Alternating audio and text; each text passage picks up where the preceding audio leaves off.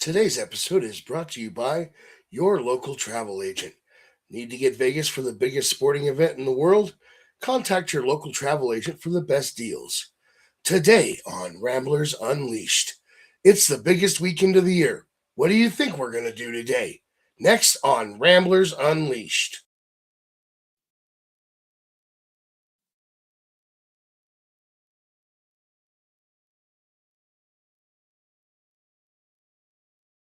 Hey, it's Dizzy, and you might hear some words on the show tonight that might not be suitable for children. So lock them in the basement, and let's talk some wrestling. Viewer discretion is advised. The wrestling podcast that sets all other podcasts apart. Covering news from the world of WWE, AEW, TNA, and more. Your favorite weekly episodic podcast, Ramblers Unleashed, starts now. Well, hey there, hi there, ho there, neighborino. It is really good to be back on the show today, and happy Wrestlemania season to you, my guys, and welcome back to another show. It's been a minute since I've been on, but did you just call Baron a hoe? No, I didn't call Baron a hoe. Baron, did I call you a hoe? I mean, he might have. I don't know what's happening here. I'm just fucking excited to see Dizzy around. I know. Part-timer. Mr. Part-timer. What the fuck is going on, dude? Dude, all right. So for those who don't know, I moved back to St. Louis, and I know. Don't say poor guy. It's not a bad thing that I moved back home. I'm from here. I'm actually closer to Barron now. Sure. We're about 25 minutes away. 30 minutes away from each other. So, I moved back home, and things are going very well.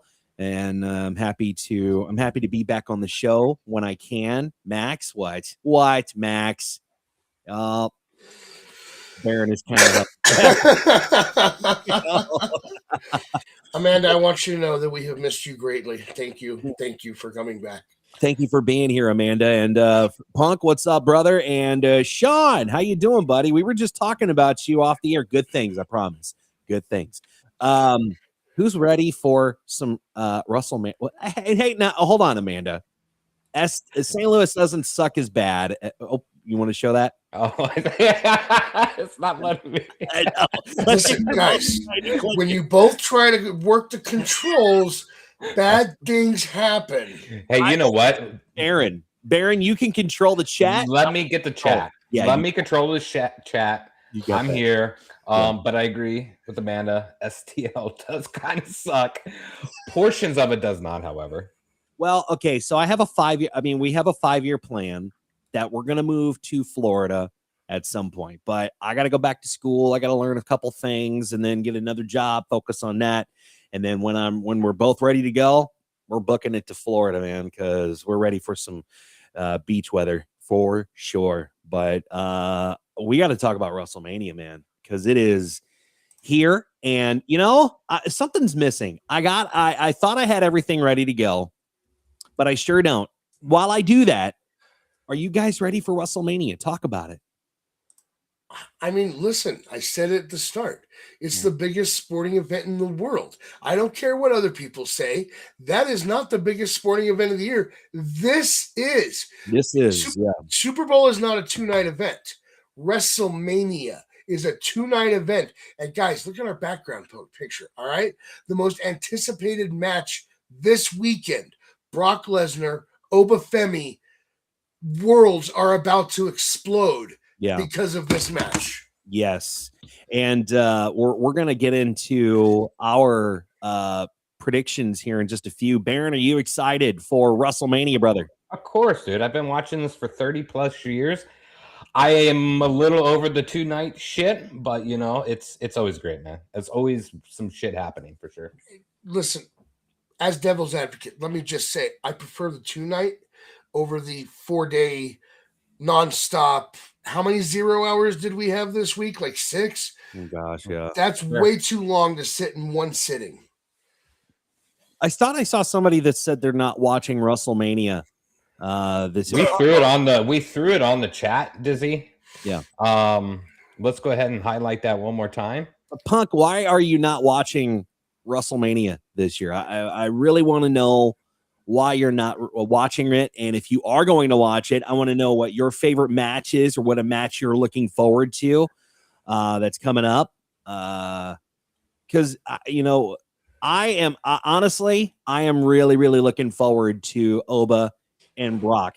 I really want to see, I'm really praying that Brock puts Oba over. I mean, he has to at this point, doesn't he? I mean, he's won too many. He's been known as the Beast and all that, and the Beast incarnate, and he's beaten a whole bunch of people like, Triple H, The Undertaker, and things like that. But I really hope that he does the right thing today. And tomorrow, yeah, that's night 2 match. Yeah, that's night 2. I really hope he does the right thing tomorrow and puts Oba Femi over, because Oba deserves it, man. Well, here's the thing. I wasn't excited about this at first because I kind of know how Brock can be. However, that being said, Brock coming into this, Brock is 6-6 in WrestleMania matches. So he's lost just as many as he's won. One of the things that concerns me, Rowdy and I were talking about this a couple weeks ago, is how many matches do you think he has left between now and SummerSlam? I'm guessing after tomorrow, he's probably not going to have a match until SummerSlam. And right now, it looks like the plan is for him to face Gunther to end the career. Rowdy made the point. Do you really think Brock's going to go out losing 2 in a row? On the flip side, I don't think that with all that you did to build Oba Femi up all this time, I don't think it's right to have him lose tomorrow night. I think that's stupid. I think it would be stupid to have Oba lose, Baron, too, because like I said, they've been promoting the hell out of this match. It's very good storytelling what they've been doing between Brock and Oba, and for Oba to lose tomorrow night would just be kind of pointless, honestly. Yes and no.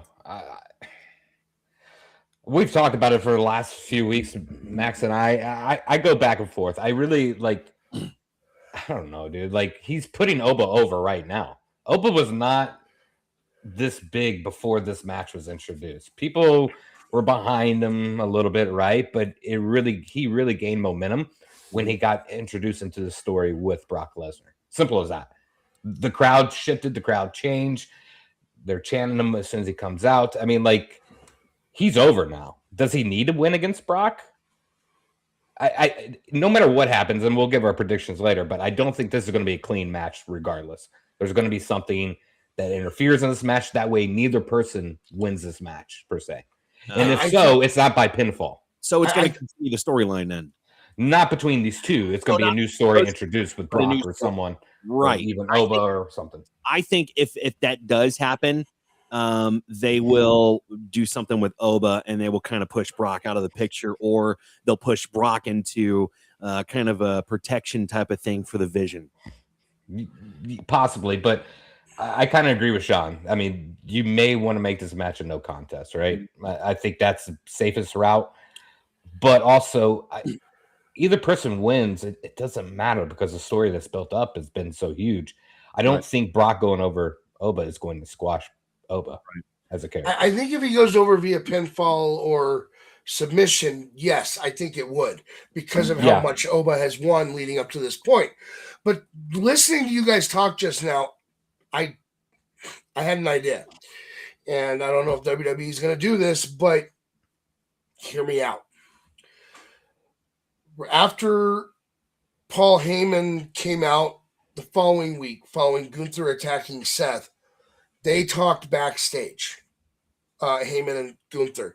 Mm-hmm. And Heyman had made it sound like they had no prearranged setup on this, right? And he said, I owe you one for taking Seth out. And Gunther says, yeah, you owe me more than one. What if Gunther's about to come out during this match? He lays out Oba so that he can get face-to-face with Brock, because what he really wants is Brock, not Oba right now. Mm-hmm. So he does that to get face-to-face with Brock to set up for their SummerSlam match. Oba's no, you want Brock, you lay out Brock. I'm trying to set this up to where it's Oba who gets disqualified. because Oba's dominating the way it should be, and he still loses the match, but not in a pinfall or submission. So he attacks Brock, and that's what sets up for this run August. So May, June, July, 4-month trade-off where they're yammering back and forth, but they very rarely are in the building together. And then at SummerSlam, they actually get their face-off with each other. Boy. To me, that's a way to keep that impact of Oba's wins while still having Brock win the match. You get Oba disqualified by Gunther setting up for Brock's final run. Yeah. We're going to dive into our predictions coming up here in just a few, but the show would not be the show unless we have introductions, right? So let's get into that. What without what? What's he talking about, Baron? Introductions. Never heard. Well, we've unfortunately skipped the last 6 shows because I do no introduction for the guy over here. Well, let's go ahead and change. Let's do that today, because first off, we have this guy, the man that is higher than a 747 jet airliner, our resident happy guy, who Monday is a very special day for him because his phrase is and will always be, Baron, please. 420. There you go, ladies and gentlemen. Golfers clap for the one and only the Baron. Oh, gosh, that's wrong. Was that the hoe train? Is that were you throwing the hoe thing at me again, Dizzy? That's twice. How much did Amanda pay you to play that for him? Yeah, right? Yeah. All right. Dude, it's great. It's great to be here, man. It's good to have the band back together here. It is very good to have the band back together. I mean, it's WrestleMania season. You got to go all out, right? You know, got to go all out. That's an excellent point. I feel like something is missing. There is something missing. There is your introduction that is missing. Our neighborhood heel, a man with more wrestling knowledge in his pinky finger than Tony Khan could ever imagine with his toy figures, and the only guy that I know that pops bigger for Joel Gertner than any of us. You can address him as Mr. Magius, but we call him the mighty Maximus Magius. Max, golfers clap. I don't know if you guys can see what I'm wearing, but I think if you can tell what that is that an affliction shirt? Is that a what? An affliction shirt? No. I like it, Baron. It says Daddy's back. Oh. It's going the opposite way. I couldn't tell. I thought it was a Dom shirt. I was like, hell yeah. I think this makes it clear what one of my picks is going to be today, but we'll get into that when we get to the picks. But let's just say that WrestleMania is brought to you by the 3 most dangerous letters in sports entertainment. And that guy is fired.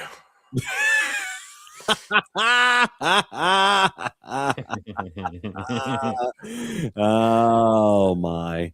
All right.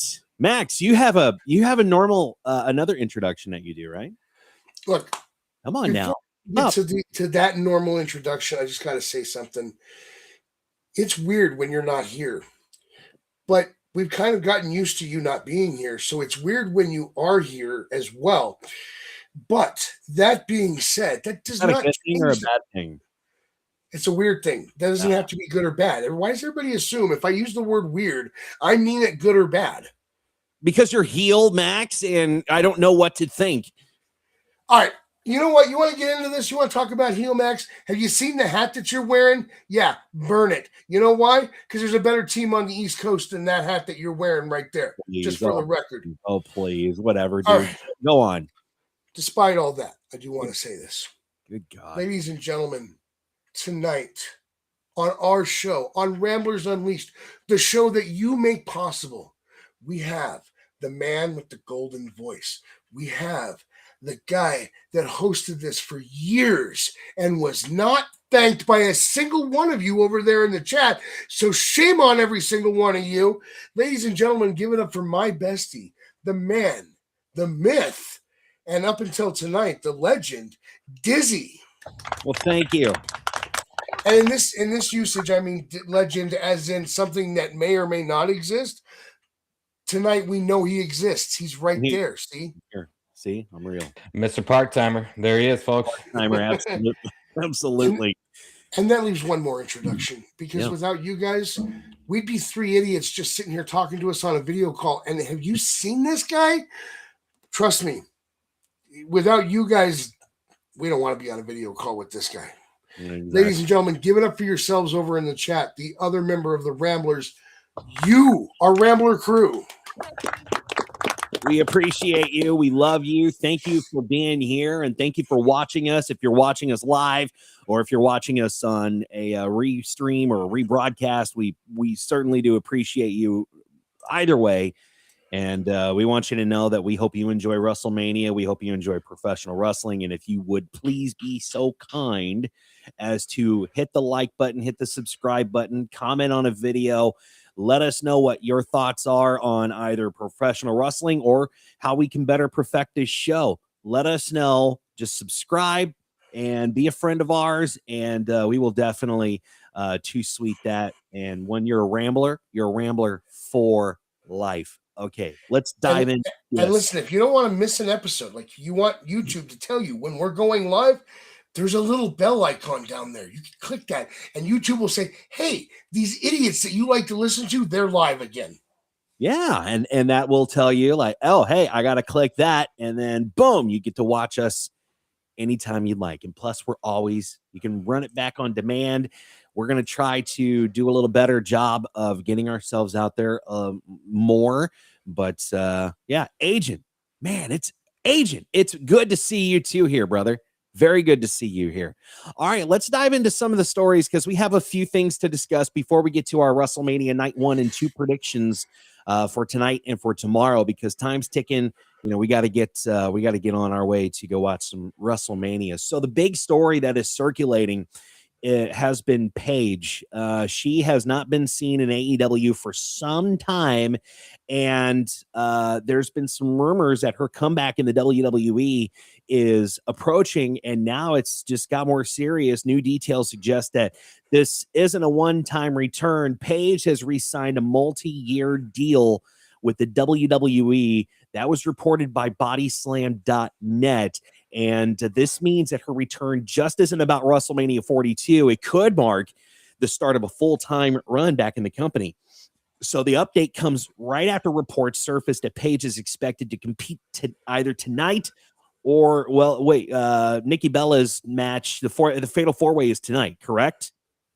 Yes, it's tonight. So she is expected to perform tonight, potentially stepping into the Fatal 4-Way if Nikki Bella isn't medically cleared due to her ankle injury. But Baron, you reported to us before we even got on the air that Nikki herself said she would be competing tonight, correct? It was either Nikki or Bree, one of the two. They both, one of the two did mention that Nikki will be here tonight. It was on Twitter. It was on wrestling spoiler sites, all that. So I don't know what is true and what's not. Yeah. And I didn't really ever see a post about Paige being re-signed by the WWE, though. I seen it all over, this is Twitter. This is coming to us from bodyslam.net, which was circulated back by ringsidenews.com as far as Paige re-signing. But I mean, it's exciting news because Paige needs to go back to the WWE. I personally think Jericho needs to go back to the WWE, but at least we have Paige now. Max, I really did enjoy Paige's run in the WWE. Yeah, she was part of kicking off the women's revolution. She has been very entertaining, and some of you have also seen some of her after hours works. Thumbs up for that. But from what I'm hearing, and I do want to clarify what Baron heard, because if the wording on what he heard is correct, what he heard is that Nikki will be there.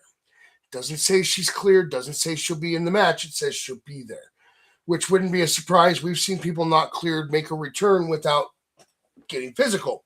So what I'm hearing, though, from various sources is that Nikki still is not medically cleared. So what that means is that either they have to take the Bellas out and put somebody else in that match, or you leave the Bellas in and just find a substitute for Nikki. Now, personally, and I was talking to Bar about this last night. I think that what they should have done was the Bellas should have been pulled. We really seen the Bellas much since Nikki's injury? No. Who do we see every week? The Kabuki Warriors. I would have pulled the Bellas out completely, put the Kabuki Warriors into this tag match, and then the Bellas can have their tag match whenever Nikki's clear. However, that being said, if this is true, if Nikki Bella is not medically cleared, and Paige is filling in for her tonight during the match, I'm excited. It'll be good to see Paige back in a WWE ring. What did she? I'm sorry. How did Nikki get injured? I don't. Is it legitimate, or are they trying to put in Paige for this match type order? You know what I'm saying? Is it story? I think it's a legitimate injury. I think it happened right after Brie returned. Yeah, it happened during a run-in, didn't it? Of someone? I think so. Yeah. So serious ankle injury on the March 27th, 2020. Oh, roller ankle. Gotcha. Which made her assess. Where's that? The injury happened during a tag team match on SmackDown involving the Bellas against Flair and Bliss. She thought her ankle was broken because the pain felt worse than her previous neck injury. And according to what I just pulled up, there are conflicting reports on whether she will be cleared in time for tonight. Some sources are saying she'll miss the event. Others calling it too close to call, last-minute decision. I mean, I guess it's good to have a backup. But the other thing I wanted to say is she has been dropping hints, Paige, that she would love to get re-signed by the WWE. She's been dropping those hints on social media since prior to Evolution. Mm-hmm. So I'm not surprised. My guess is they've been in negotiations the whole time and nobody really talked about it. So we'll see what happens tonight. I'm looking forward to seeing how this is going to go down. I still don't think the Bellas win this, even if Paige takes Nikki's spot, though. No, I don't either. I don't. Yeah, not at all. When was her last time on AEW? Paige. Does anybody know off the top of their head? Not off the top. I mean, it's been a minute, right? It's been a while. Has it been before or after her and Ronnie broke up? So all I found was Saraya, formerly Paige, last seen in AEW before departing to return to WWE in 2026. She last wrestled in 2024.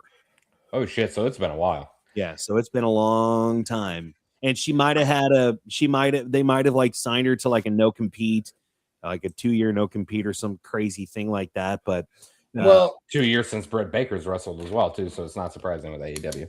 Well, Here's the thing: her final match was October 2024. Her departure was apparently in March of 2025. But I hear that Tony does not sign no compete clauses. I hear he does not require those. Oh, okay. Well, I don't know how true that is, but I've heard that from a couple of people. So it's possible that the WWE just didn't pull the trigger before this. You know what I mean? Yeah, well, that's news to me. That's crazy. Well, yeah. We'll see if she makes her return tonight on WrestleMania, or if she makes a return on Monday Night Raw. We don't, we'll just have to wait to see what happens there. But there's some other rumors going around. There's one big one apparently, and this is regarding Vince McMahon, and apparently he still has some influence inside WWE that is not slowing down. And now good old JR is weighing in with a strong take about WrestleMania. So discussing speculation about McMahon's role behind the scenes. This comes to us from ringsidenews.com. Ross made it clear that he believes Vince is still capable of contributing creatively, especially when it comes to the biggest show of them all, WrestleMania. Now, the conversation centered around the idea that McMahon remains in the big picture as a big picture thinker who thrives in the major event planning situations. Now, Ross explains that ongoing rumors about Vince's involvement aren't surprising to him, especially how long McMahon shaped WWE's direction and how difficult it is to completely remove someone with that level of experience from creative discussions. And honestly, I think that's right. As far as, you can't. I mean, Triple H has been doing this for a long time, but Vince McMahon has been doing it since his father gave him the freaking company. So to absolutely take out that piece of that element of, how do we throw this thing together? How do we put this? How do we book? I mean, I think they know how to book matches, but as far as planning this event, getting getting the venue and doing the publication and the promotions and things like that, you would need Vince's involvement somehow. Am I mistaken on that, Baron? I mean, yeah, no, we don't. I mean, the last moment he was in the WWE, let's go back to 2019. Some of the worst wrestling stories and wrestling ever. And then COVID, and then, it went on for another couple of years, and he left the company. Still wasn't phenomenal booking.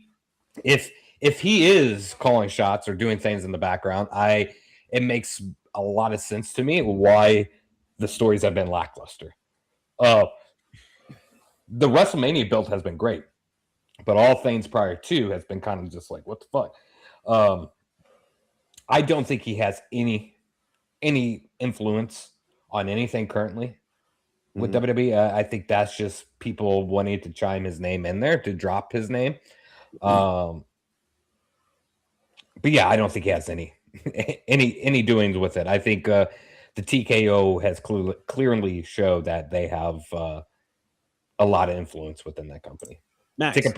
Ticket prices being one. Let's be honest here, my right? God, yeah. So if Vince does have some say or has some shit going on with them, I think that might have been the first thing he'd try to fix, because that is an absolute problem, and they know it is. Look at ticket sales for Mania. Yeah, it's a big problem, and they were not even selling tickets as well as they should have been. But I mean, Max, do you believe that Vince could still be involved in some of the creative decisions? I don't think it's very likely. The only way I see that happening is surreptitiously. Like Triple H is calling him without anybody knowing and saying, here's what we're thinking. Cool, yeah, we'll tweak that. Okay, we'll change that. It's the only way this is happening. There is no way, with everything going on, including the lawsuits and all that, the TKO is letting him in the door to have any noticeable hand in creative right now. As far as how he got the company, I want to touch on something real quick. There are a couple of different stories out there on how Vince ended up getting the company from his dad. The most prolific one, the one you hear the most, is, of course, that his dad ended up selling the company to him, and it was all kosher and above board. But several years ago, and I haven't been able to find the story since. It's like it got scrubbed or something. But there was a story that I read several years ago that said that Senior was sick at one point, so he was at home. And Vince was like, "Don't worry, I got you covered. I'll do the day-to-day for you while you're dealing with your health problems. When you get back, everything will be great." And some of that involved him taking paperwork home to his dad, going, "Hey, I need you to sign this, sign this, sign this." And apparently, one of the things that he got his dad to sign was transferring the company over to him. Wow! And he basically tricked his dad. Now, I cannot find that story. I have no evidence for that story. But knowing now what we know about Vince McMahon, I can see how that could possibly have been how it went down. Just wanted to point that out there. Yeah, and another thing that would trigger that too is last night was Hall of Fame, right? Stephanie was introducted. Linda McMahon showed up with all of Stephanie's daughters. Even if he had a little bit of pull or a little bit of say, wouldn't you expect him to kind of show up for something like that? This was almost a send-off for the McMahons, I think. Who's to say he wasn't backstage, though, and they kept it quiet? They said, hey, you can come backstage, but you just can't be out there publicly. Especially with it could, yeah, with his legal issues and his legal battles and things like that. They would not want him out there on public television. Well, they wouldn't want him to have any influence on WWE whatsoever if he's going through a lawsuit of that magnitude. That's proven guilty or not guilty or whatever. That's I think massive for publicity, and people don't want that shit. I think what Jim Ross is saying is that if this is true, what they're doing is they're phoning him in. He's not coming into the offices. They're having a conference call with him on there saying, hey, here's our idea. Would you do this? If not, what would you change? We'll take it into consideration. I mean, look at the title of a show or look at the background of a show. Do you think Triple H is booking that match 9 times out of 10?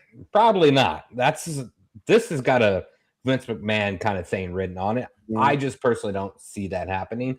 And I'm hoping that it's not happening because as far as that goes, keep in mind Lesnar is very much a Vince McMahon guy. Always has been. He was even included. He was named in the lawsuit that Vince is dealing with. I don't know if he's been cleared or not. That's beside the point. What matters is that he does think kind of like Vince, and it is possible that he went and said, "Hey, I want to step in the ring with this guy. I want to do a match with this guy." That's a possibility, and it would fit with the way that Vince looked at matches and booked them, and it would also fit with the way Brock thinks about matches and how he wants to see them booked. So this could just be Vince's influence, but without Vince actually influencing it directly. So, I think that I honestly, I don't know. I don't know how to think about this because there's a part of me that wants Vince to just stay out of it, but then there's another part of me that says, okay, Vince's ideas could be good. They could be good. I mean, what? How old is Vince right now? Oh God, Vince is in his mid 70s, I believe, right? He's got to be older than 70, right? Let's see here. How old is Vince McMahon? He is 80 years old. Yeah, in his 80s. Yeah, he's done a lot for the business. We can never, ever deny that whatsoever, right? Yeah. But there has to be someone that could and should be able to just take everything from him and just run with it, right? I just don't see them benefiting, and I don't think he is as well connected with wrestling today. And I think we've seen that in the last few years of him in wrestling because there were some very bad times in wrestling during that. Now, people will talk shit all they want about wrestling currently now. And yeah, I think some of the stories make no fucking sense, and we can all agree upon that in WWE. It's just as bad as some stories in AEW. However, I just don't see it. I don't know. It's just me. I just don't see it. Well, I mean, we'll just have to keep our eyes on that situation and that story because obviously that's a huge thing. If he still has some involvement in the goings around of WWE as far as creative goes, we'll have to keep our eye on that. But boys, that's all the stories that I got. Real quick before you segue into what I think you're about to segue into, there's two things I want to say to these guys over here. Well, one thing to them and one thing to the two of you and them. First off, we are following a developing story about Alberto Del Rio. We'll have more information on that this upcoming week. But what I wanted to mention before we do predictions is I want to congratulate Royce Keys on making his SmackDown debut last night and winning the Andre the Giant Memorial Battle Royal. Oh, yeah, absolutely. Golfers clap for Royce Keys. That's awesome. Which also, I wanted to share some photos. By the way, we have some pictures. You have, Max, a friend, I believe Rowdy, is at WrestleCon, right? My guess would be he's on his way to Allegiant right now to get to his seats for night one. Okay. So he's kind of got an interesting story. He won tickets from a radio station in Colorado. 104.3 The Fan. And they booked his flight. They paid for his flight. They got him to WrestleCon. They got him seats to WrestleMania. And he got to meet some pretty interesting people. So, Max, take us down that road, man. So he's been sending us pictures, posting all over Facebook about everything. But let's talk about this radio station thing. So he sent in an entry into this contest, not expecting to get anywhere in the contest, but he did it for his son, who you'll see in this picture right here. He entered the contest for his son and managed to win the grand prize. They flew out yesterday morning. They went to WrestleCon today. And here you see them meeting Tommaso Ciampa. They are very excited about this. I've been getting text updates every once in a while. They're so thrilled by this. They did the Stephanie McMahon slap machine that they have up there. Rowdy's oldest, Chris there in the picture, he got on the leaderboard. He was like 4th or 5th place. So they're having a great time. I'm so excited to see that they got to meet Tommaso Ciampa. Even if he's not wearing the right initials right now, at least he looks happy here. And that's what really matters. The next person that you're going to see here in just a second is a man we've talked about on this show. This man is a guy, if you go down to the show description, we've been posting his book, In Demand Wrestling, down there. I have known this guy since he was 17 years old. He is phenomenal. He is one of the best people to model yourself after in this business. And I don't mean go out there and become the ringmaster or any of his other gimmicks. I mean, in fact, look, that's the book right there in Chris's hand, In Demand Indie. If you want to learn the ropes of the business and get into this business, model yourself after the career trajectory that he did. He got some breaks, I'm not going to lie, but he's really good. And those breaks really only allowed people to see how good he was, and then he advanced. If you really want something, get that book right there. It's available on Amazon. The link is down in the description. And it will, if you want into this business, trust me, this is the guy you want to learn from. Get that book off of Amazon, read it, and he will explain to you how to be desired in this business, for lack of a better word. And that's kind of cool that Rowdy and his kid, his son, they all get to go to WrestleMania, because we all know how expensive WrestleMania tickets are, but especially for them to go to WrestleMania, have a hotel, airfare, and to be able to go to WrestleCon, yeah, that's kind of cool. Yeah, and I'm seeing if I can find the map quick, because they actually got really good seats too. Oh, good. They're not front row, right? But they're not far back. Okay, so we're saying tickets for 2 people. Probably, if we were to go to look for tickets for 2 people right now, let's just say lowball 2,000. Right, that's a lowball. Hotel, we know in Vegas is, I mean, fuck, depending on how many days. If you're there 2 days max, like Vegas is probably, depending where you're staying, like Excalibur you probably get for $500. Flight is easily $1,000 between 2 people. That's a hell of a saving. Yeah. I have some numbers here before Max, before you give us an update. According to WrestleTix, for WrestleMania 42 today, 50,386 tickets have been distributed, with the stadium currently seating 51,708 seats. There are also 1,322 tickets still available, showing that demand surged as the event grew closer. The latest update also revealed that 1,316 tickets were distributed since the morning update, marking a strong last-minute push ahead of night one. So that kind of late movement is typical for major events, for WrestleMania, especially when fans often lock in seats during the final hours before doors open. I would assume the prices dip, which is good. By the way, that story comes to us from ringsidenews.com. So I don't know how much tickets are. It didn't say, but or how much. I'm looking right now. I'm gonna buy a late minute ticket to WrestleMania. I'm going. Let's see what I would pay. Let's see. So while he's looking that up, I just sent over a picture of the seating chart at Allegiant for Mania. Yeah, let me pull that up. Based on, because he showed me a picture from the arena. That this was before he left. I don't know where he got the picture, but he was showing me about where he's at. Based on the picture, they're either in like 102R or 103R, which is right there in that gray section right below the purple, or they're in 138 or 139R based on the angle of the picture.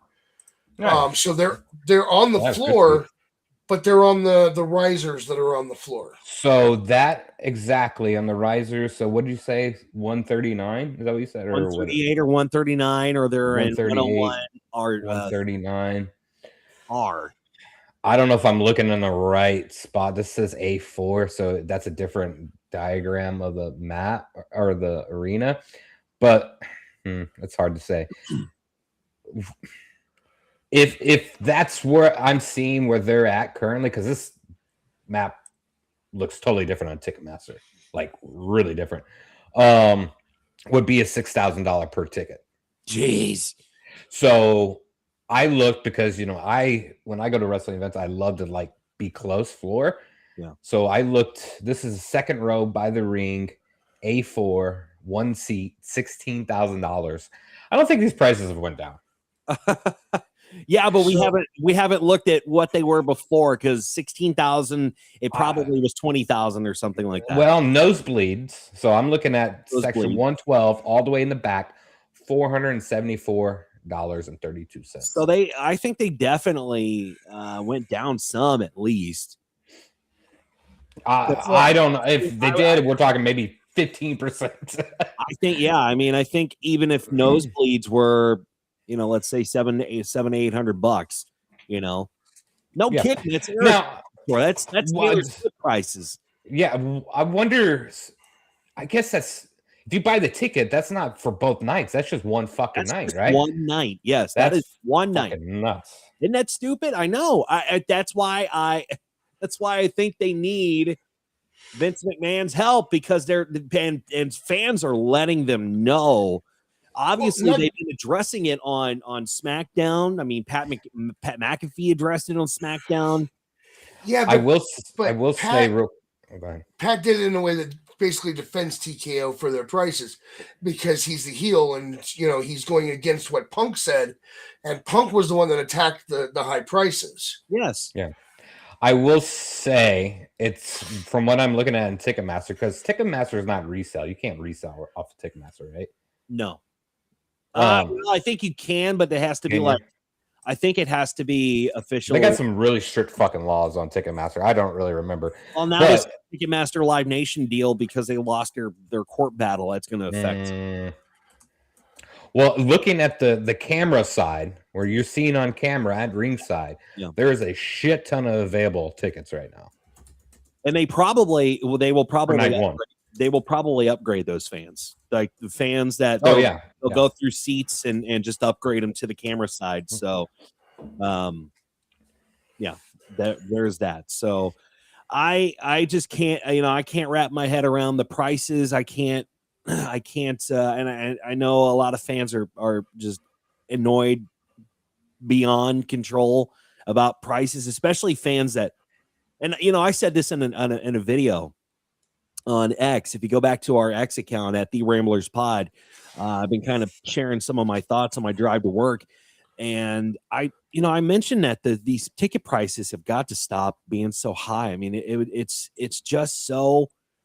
It's ridiculous how much of a ticket is for guys like you, me, and like Max, Baron, myself, you, if you're watching this, if you've been a fan for a very, very long time, and you remember paying ticket prices in the 90s and the 2000s, the early 2000s and the mid 2000s, the 2010s, ticket prices were cheaper, much cheaper, until TKO started digging their claws into this, and it was more available for us to be able to attend a show, and everybody to be able to attend a show too. But now they're treating this like a once in a lifetime experience. It's like Disney, Well, I mean, it can be for some people, right? Like, how bad do you want to go to something? If you enjoy something, you're willing to spend the money.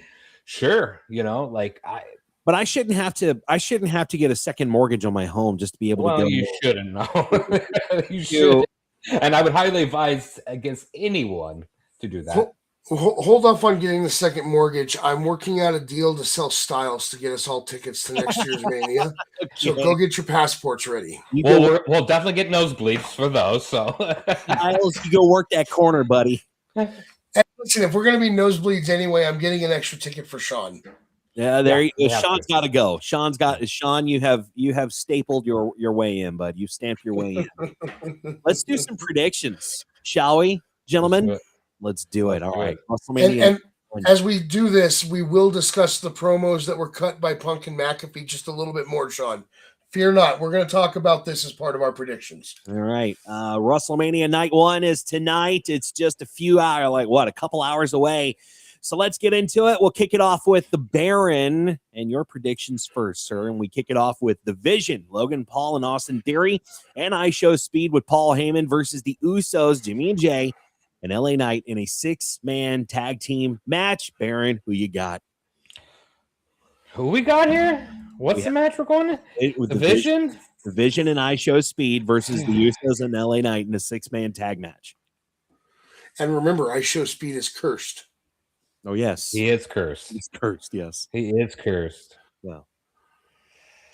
No, there's no titles on the line here. Usos drop their belts. This is just a regular. I feel bad for LA Knight. I feel like he needs to be in a bigger fucking story than this type of shit. But I will say you're going to be in awe from I Show Speed.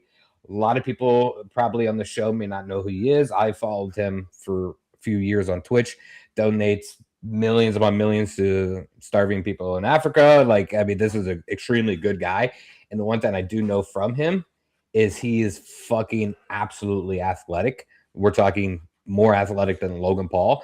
Mm-hmm. So we could definitely see some really cool shit from this match. For that simple fact, I'm going to go with the Vision. I'm going to say the Vision wins that match. Okay. I do want to point out something real quick. We didn't talk about it. We touch on it briefly, but what was up with the Jay fucking Uso and Cameron shit?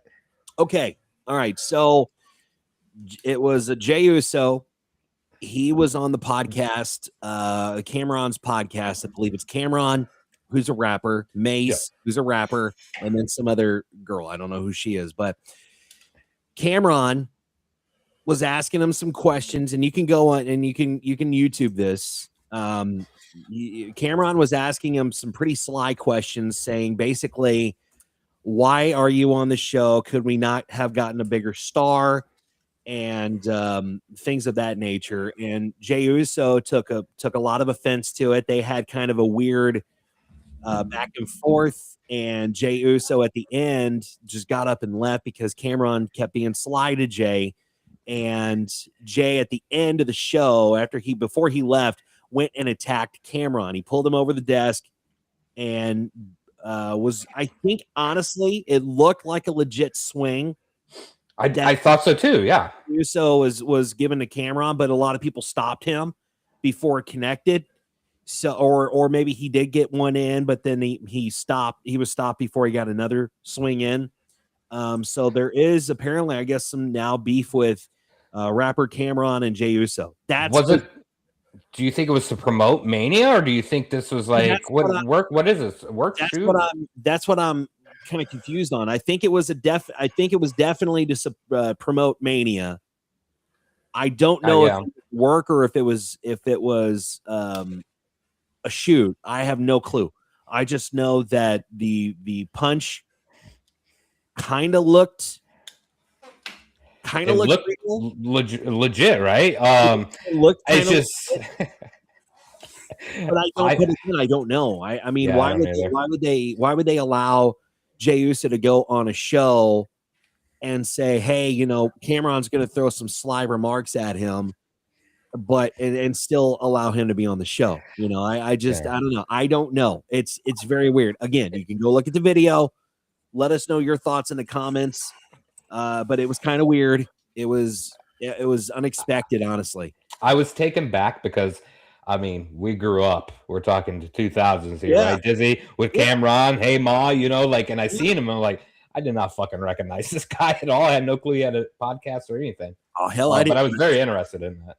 Yeah, I didn't know that was Mace either, sitting on the show, too. Apparently, they have a podcast now, and they talk to people, and Jey Uso was one of those people, and I don't know. It was. I was taken aback by it too, because why is Jey Uso on here? Usually, that's why I had to ask, because I was just so confused. Yeah.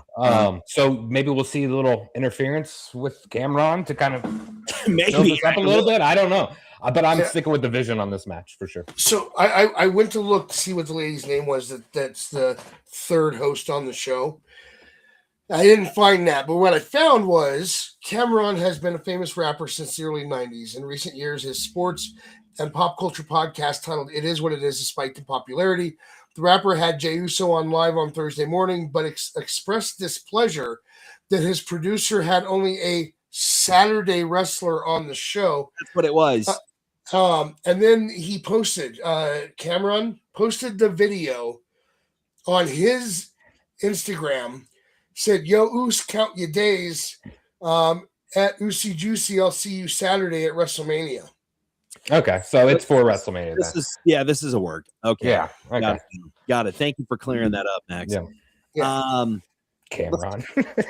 God. Let's go with let's continue predictions. Baron, Jacob Fatu versus Drew McIntyre, unsanctioned match. Who do you got? It's going to be a slobber knocker. I'm going to go with Fatu. Fatu has to win. They've kind of threw him down in the dust here recently. They did the same with Drew too, but I think this is going to be a really good match.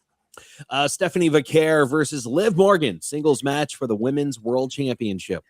Now, before you answer this question, Baron, I would like to remind you that you and I had a conversation about this last show where I apologized because I just didn't see Liv winning this match, and you agreed that you didn't see her winning this match. So my question is, after what we've seen since then, have you changed your mind on that? No, I don't see her winning this match either. I think this is going to be the final breakdown of Liv and Dom probably, and I'm Raquel and Roxanne are going to have a part in this match. And I think it's going to screw over Liv. So I'm going to go with Stephanie on this match to retain. Yeah. Okay. You're going with Liv. Or I'm sorry, Vaquer. Vaquer, yes. Yeah, okay, got it. Okay. Let's go with AJ Lee versus Becky Lynch singles match for the Intercontinental Championship. I'm gonna probably go fucking 0 for how many matches we got? 7? 0 for 7 here, because some of these are hard to fucking predict here. 7 on night 1, 13 total. Yeah. Yeah, well, 0 for 13 then. I'm not really, I don't care for this match. This is not going to be a match that I'm getting into, really. I just don't see AJ retaining over Becky Lynch. Okay. All right. Yeah, that match has been very overshadowed by other matches. Yeah, it has. And it's sad because they're going to put on a banger match. The Irresistible Forces, Nia Jax and Lash Legend versus Charlotte Flair and Alexa Bliss versus Bayley and Lyra Valkyria versus the Bella Twins in a fatal 4-way tag match for the Women's Tag Team Championship. Baron. This might be the one I get right. I'm going with Bayley and Lyra. They have had a story with them too for going on 3 months now, where they're playing this underdog character in the backstage. They had to fight their way back into this title picture. They lost multiple matches in a row. They got back into it. So 2 things are going to happen here. They win cleanly, they're tag champs, or Lyra turns heel, beats the hell out of Bayley, and then we get a feud between those 2. Got it. I think that would be great, right? The Bella Twins, who cares? Charlotte and Alexa, they're just put together to be put together. Nia and Lash, I don't care. So the only story that could come out of this is Bayley and Lyra for sure. I, again, am not invested in this match either. I agree. Seth Rollins and Gunther in a singles match. Baron. I think this is going to be the sleeper match of the night.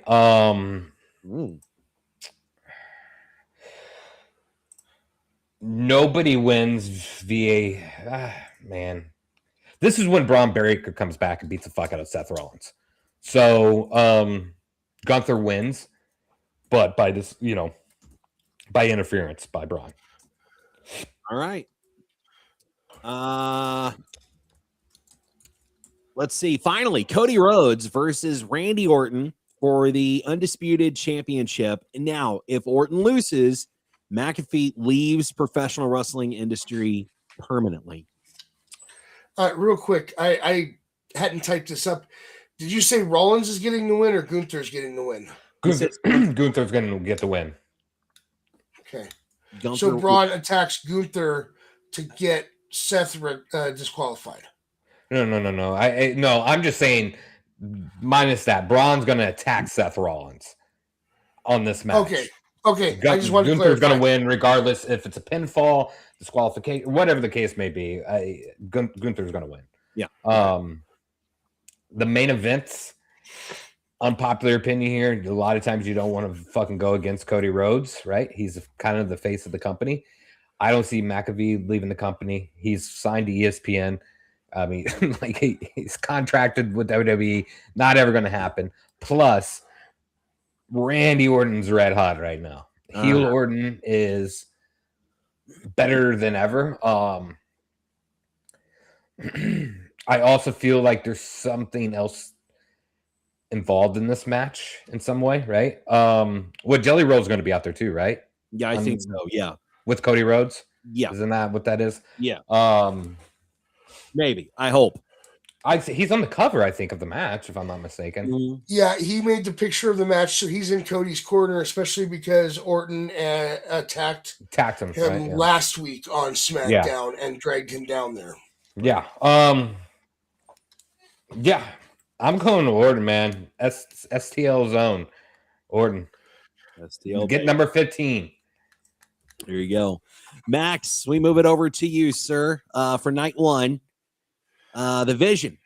Logan Paul, Austin Theory, and I Show Speed with Paul Heyman versus the Usos, Jay and Jimmy, and LA Knight. 6-man tag match. Max, who you got? So I have been predicting for several weeks now that at Mania, we're going to see the reformation of the OG bloodline. But I'm thinking that after something that happened on Raw a couple weeks, we're going to see a different leader of the OG bloodline. And I think that leader is going to be Jey Uso.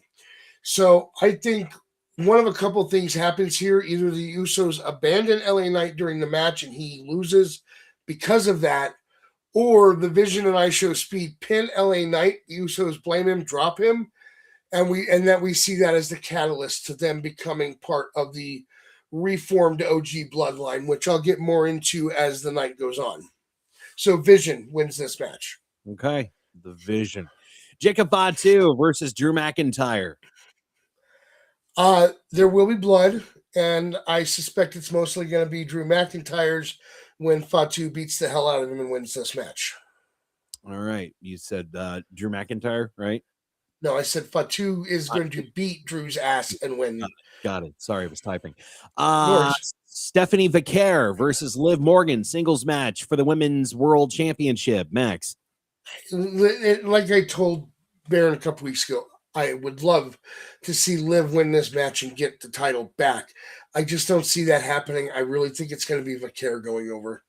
Okay. AJ Lee and Becky Lynch for the Women's Intercontinental Championship. I am really enjoying the Becky Lynch meltdowns in this story. I'm going with AJ Lee so that we get another Becky Lynch meltdown.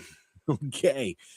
Irresistible Forces, Nia Jax, Lash Legend versus Charlotte Flair and Alexa Bliss versus Bayley and Lyra Valkyria versus the Bella Twins. Fatal 4-way tag match for the Women's Tag Team Championship. Max.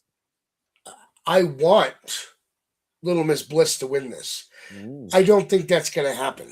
I wouldn't mind Bayley and Lyra winning this. I just don't think that's going to happen. I think the titles are going to remain on Nia and Lash for a little bit longer. I think they're winning this. All right. And finally, Seth Rollins and Gunther in a singles match. I think that this whole thing is a setup for something that's going to happen on night 2. I think Gunther's going to win this and go on to pick a fight on night 2. So Gunther. Okay. And finally now, Cody Rhodes and Randy Orton singles match for the Undisputed Championship. If Orton loses, McAfee will leave professional wrestling industry permanently. Max. So they've made such a big deal about that offer by Pat McAfee, going so far as to have Nick Aldis present paperwork for McAfee to sign at the start of SmackDown last night that basically reinforces that. I think that they've made too much of a big deal out of it, and I think that Orton's going to win this, and McAfee's going to stick around for a little while longer. Okay. those are night one predictions for the boys. Let's get to mine. The Vision, Logan Paul, Austin Theory, I Show Speed versus the Usos, and LA Knight 6-man tag match. I am not as invested in this as I should be. So I'm going to go with the Usos and LA Knight because why not? Jacob Fatu versus Drew McIntyre. I think this is going to be like Baron said, I think this is going to be a slobber knocker.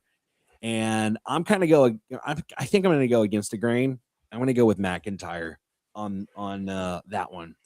Stephanie Vaquer versus Liv Morgan in a women's world championship match. Yeah, I think this is the fall of Liv. I don't think she's going to win the title. I think Steph will retain that title. And I think we're going to see the end of the Judgment Day as we know it.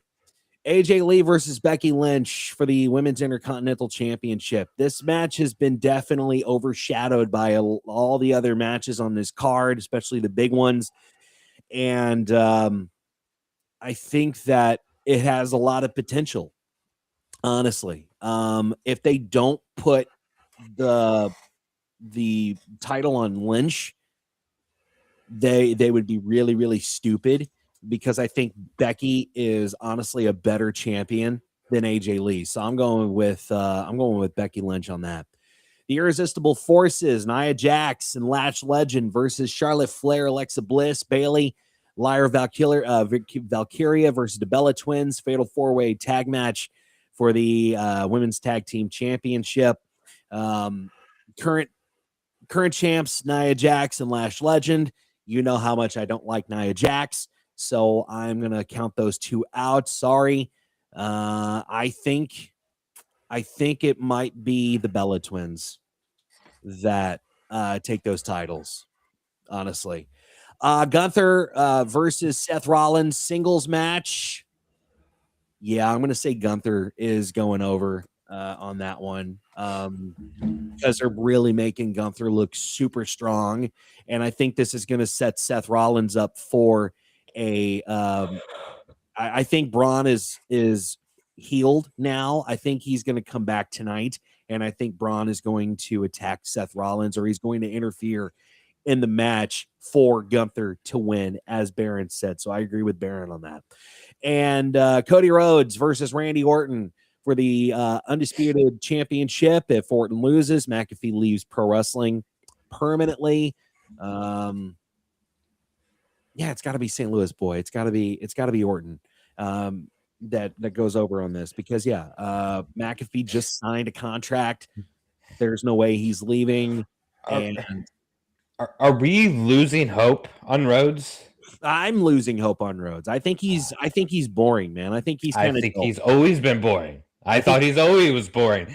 I never got into the hype of him, even in AEW, his independent work. I appreciate what he's done, right? I will always say that, right? Yeah. But like, it is too fucking vanilla ice cream for my liking, right? Yes. And I will say something like the end of SmackDown, him CM Punk hugging at the end. Yeah. Is that a clear indication that both of them are losing that title? That title needs a heel run. It needs a heel run. And Sean, I'm sorry, that title needs a heel run. And, by the way, we all of us chose Orton collectively, Sean. So you can do all of us. Fuck, we're all gonna lose this match. We're probably gonna all be wrong. That's okay. Night 2, let's go with you, Baron. Oba Femi versus Brock Lesnar. Singles match. Baron, who you got? Can we all agree this is probably the best build-up match for Mania? Yep. Max, can you agree with that? Yep. I agree. Yes, I think this is definitely going to be. I hope it's not a squash. I hope this is not like MJF and fucking Darby Allin squash match past the title. Violent diarrhea of a fucking story. 4 coffin drops from each rope. Sorry. Stupidest fucking thing I've ever seen in my life. I boo that, Sean. That's what I boo. I don't know. This is a tough match to really fucking predict in my mind. Does Gunther play a part in this match? Sure, but does Gunther and Brock make sense? Does that make sense to you in reality? Brock is a fucking monster. He's going up against another monster. Let's say Brock does lose this match. He goes on to get retired by Gunther? How is that believable in any mindset of wrestling human beings ever? Gunther is like, don't get me wrong, fantastic, love him, but Brock Lesnar does not go out and retire by Gunther. That makes no sense. This would be the guy that Brock Lesnar retires to, Obafemi, right? Yeah. This makes sense. This is beautiful storytelling they've done. The crowd, Brock doesn't need to win this match, really, technically. And he can win this match because he has already done his job by putting over Oba.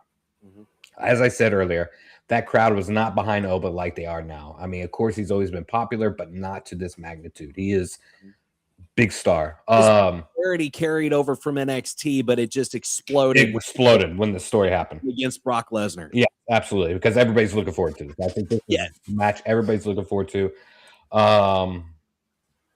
I'm gonna go with Obafemi on this match. I can't see him losing. There's gonna be a lot of mistakes in his storytelling down the road if he does lose this match against Brock. I think it does kind of hinder him a little bit, but again, maybe not. So yeah, let's go with Oba. Let's move on. Your boy Penta versus Javon Evans versus Dragon Lee, JD McDonough, Rusev, and Rey Mysterio in a 6-pack ladder match for the Intercontinental Championship. Let me just point out, night 2 is going to be a banger. They got some fucking good matches on night 2. Night 2 is the selling point of this. Yeah, absolutely. Absolutely. I don't know. All these guys are fucking great. I know they're super high on Javon Evans currently. I don't want to see Penta lose this match because that's my guy. But I'm gonna go with Javon Evans on this one. Wow. Okay. Yeah, I'm gonna say it. I think they would be making a mistake not putting it on the belt. And the people that are in this match don't make any sense. Right. You know what I'm saying? So Yeah. the only person I can see that needs to win the title and should win the title would be him. Like Rusev. What the fuck? Right. This is a high flying match. I guess you gotta have one brute guy in it. You have the 2 people that actually matter, and then the other 4 are just filler. Honestly, Yeah. I agree. I'm gonna go with Javon. Yeah, I think technically JD's in this match because technically Dom should be in the match trying to get his title back, but Dom's going to be busy with the Demon, so they put JD in his place because they're a team. Yeah. Yeah. I think I am going to agree with the Baron on that, though. Jade Cargill versus Rhea Ripley, singles match for the WWE Women's Championship. Fucking, if Rhea doesn't win this match and we don't have Motionless in White coming out playing her fucking music, I'm gonna be pissed. I don't understand this Jade Cargill shit at all. One of the least motivated, like you either have it or you don't type of situation, right? Like, yeah, she looks like a phenomenal athlete, blah, blah, blah. But like her connection with the crowd is fucking awful. Like there's no connection she makes with the crowd. So if Rhea doesn't win this match, I'm not sure what we're doing booking wise. Sami Zayn versus Trick Williams in a tag match, or the singles match rather, for the U.S. Championship. Whoop that Trick. Going with Trick on this one. All righty. The Demon Finn Balor versus Dominic Mysterio singles match. Baron. Poor Finn Balor. They just don't know what to do with this poor guy. He's got to go back to the Demon just to draw a little attention to himself. I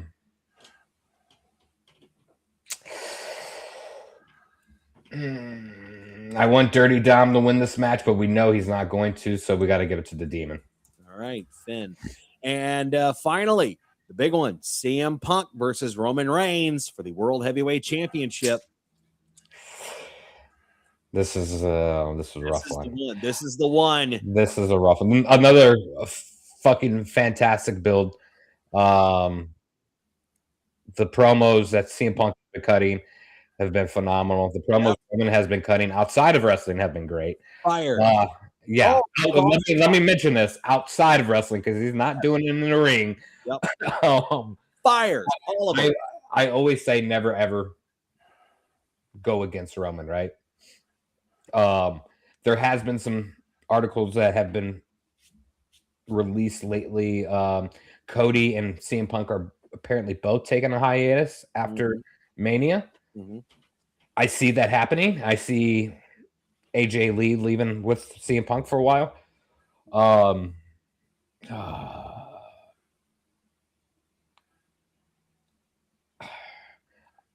But against that, I'm going with CM Punk. Really? I'm going with CM Punk. Wow. I'm going to be wrong on that answer. I know that, but I just feel like this is a fucking perfect time. CM Punk is probably better than he has ever been, right? On the mic, the aura, he's enjoying wrestling. Actually, let me take that back. Fuck.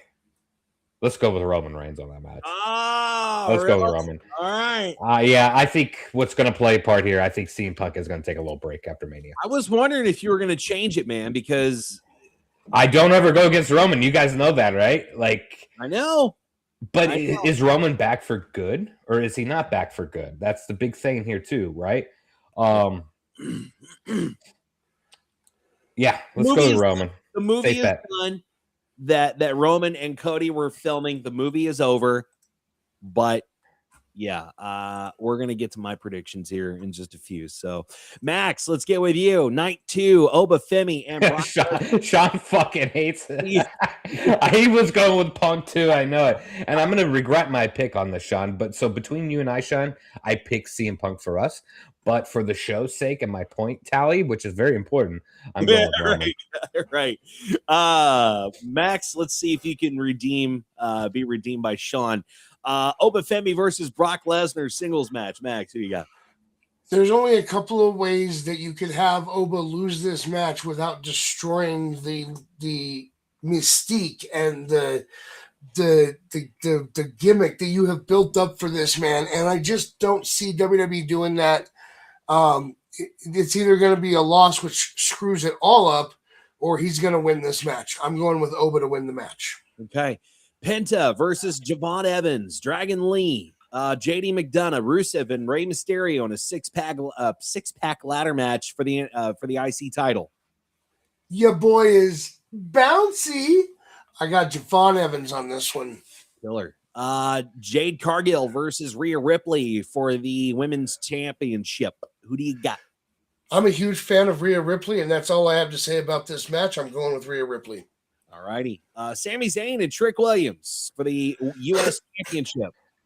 I am going with Sami Zayn, and the reason is I really thought they were going to turn this into a fatal four-way with Ilya and Carmelo involved in this match going for this title. And since they didn't do that, I think they're going to leave the title on Sammy for right now. Okay. The Demon, Finn Balor versus Dominic Mysterio, singles match. I felt like this one was a no-brainer. I really think it's the Demon that's going over in this. First appearance of the Demon in, 3 years or something? Yeah. Yeah, I think it's going to be the Demon. All right, let's see if you can be redeemed by Sean. CM Punk versus Roman Reigns in a World Heavyweight Championship match. Max. Okay. Before I give you my pick, let me set this whole thing up for you, okay? So, you have the MFTs are in Vegas. They were just on SmackDown last night. That means Solo is in Vegas. Sammy is in Vegas. He's facing Trick Williams. The Usos are in Vegas. They're facing Vision and I Show Speed. Roman is in Vegas.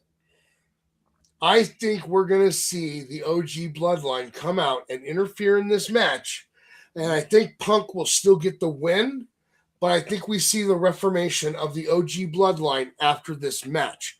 Now, I do also have to point out that the promos that led to both the main events have been off the charts.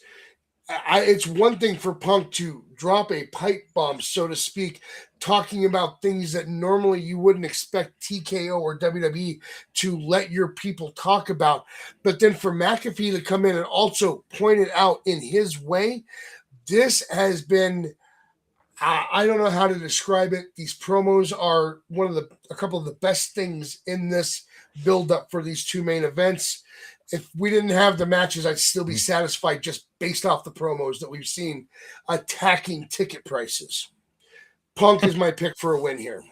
Damn it. Wow. Damn it. See, I know I'm going to be wrong with that fucking match.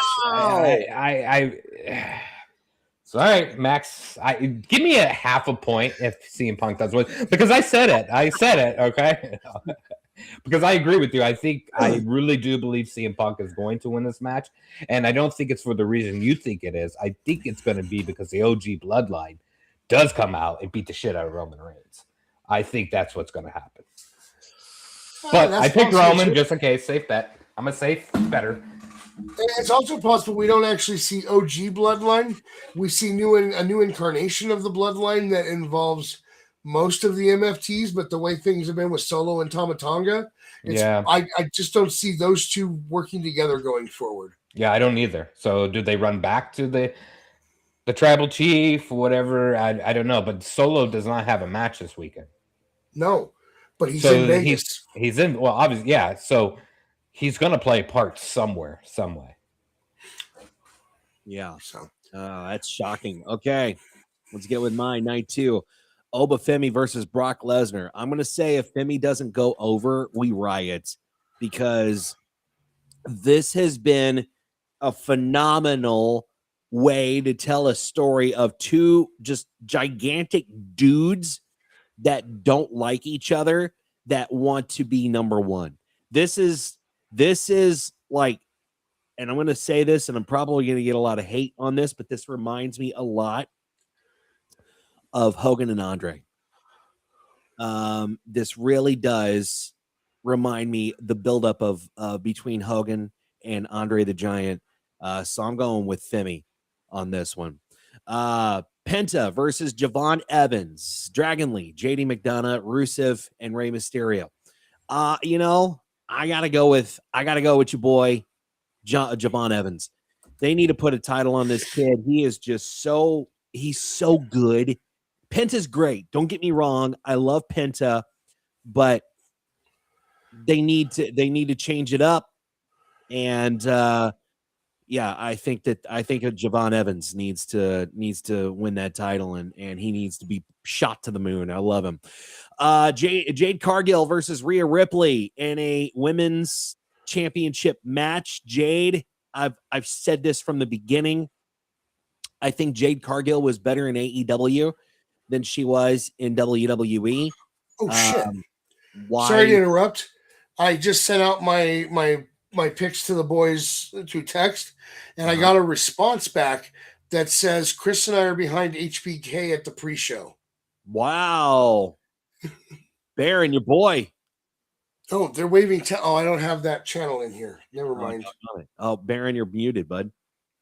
I sent you that video of seeing him in St. Louis, right? NXT, HBK. Yeah. Felt good. Yeah, that's awesome. As far as Jade Cargill and Rhea Ripley goes, I'm gonna go with Ripley on that one. Sami Zayn versus Trick Williams for the U.S. Championship.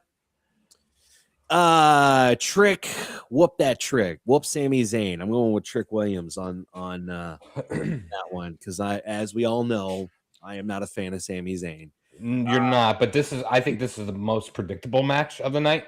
The WWE backstage officials are fucking huge on Trick Williams. Yeah, absolutely. Demon Finn Balor versus Dominic Mysterio. If Finn does not win this, it would just be stupid. So I'm going to go with Finn Balor. Now, will I get redeemed by Sean? CM Punk versus Roman Reigns for the World Heavyweight Championship. Spoiler alert, Sean. No, I won't. I have been watching this for a long time, and I've been waiting for this to happen for a long time. Punk has had the title for, a year now? And what's he done with it? What's notable about CM Punk winning that title? And what is notable about Roman Reigns carrying that World Heavyweight Championship title? Well, I mean, Roman had the bloodline behind him. Punk doesn't have anyone behind him. I'm not saying that Punk isn't a good title, or he can't, hold the title. He obviously can. He's a decent champ, but there's just no spunk. I haven't seen spunk for Punk or from Punk like I've seen for Roman Reigns. And just so we're clear, I looked it up. November 1st is when he won the title. Okay, so yeah, Saturday Night's main event. Yeah, exactly. So we're getting close to who? Punk or Punk? Yeah, so we're getting close to a year. 5 months. Okay, yeah, we're halfway there. We're less than halfway. Anyway, close enough. Fuck it. We're almost in it's almost Thanksgiving time. No. Yeah, whatever. This has been very, very well told in this story. The two clearly don't like each other. And if they do like each other, they're doing a very good job of saying we don't like each other. This is story. I mean, look, if you want to learn how to be a wrestler and you want to learn how to cut a promo, watch each of their interactions with one another. And watch the way that they interact and talk to one another. That is how you cut a promo. That's promo 101. What is Max doing?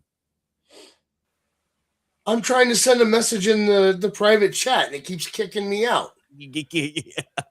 Send it in Facebook. I'm going with Roman Reigns on this. I really do hope Reigns gets the title, but then again, Sean, and I know you're losing your mind right now, but I kind of hope Punk retains. But my gut instinct is saying Roman Reigns.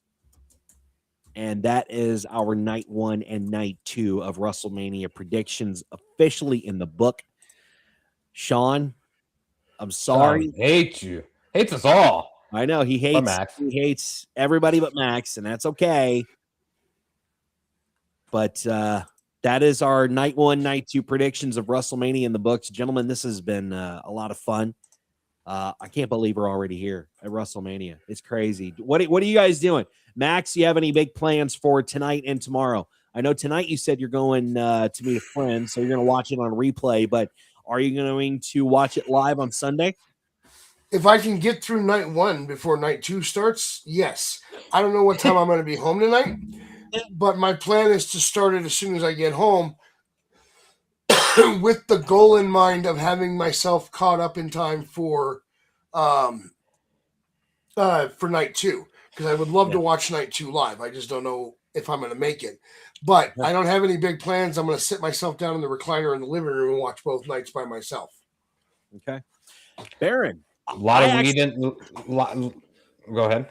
I actually invited you for either night, and you turned me down, man. Turned you down. I said, you know what? Fuck this guy. I want to stay home for 6 fucking hours. No. No, dude. It's fucking wrestling's too long. I'm gonna probably fall asleep in between 90% of these fucking matches anyways. No, I won't do that. Maybe for a couple. But dude, I'm gonna stay home, drink beer, smoke weed, and watch some wrestling as I always do. Tonight, I'm gonna watch it by myself, and then tomorrow we got some friends coming over.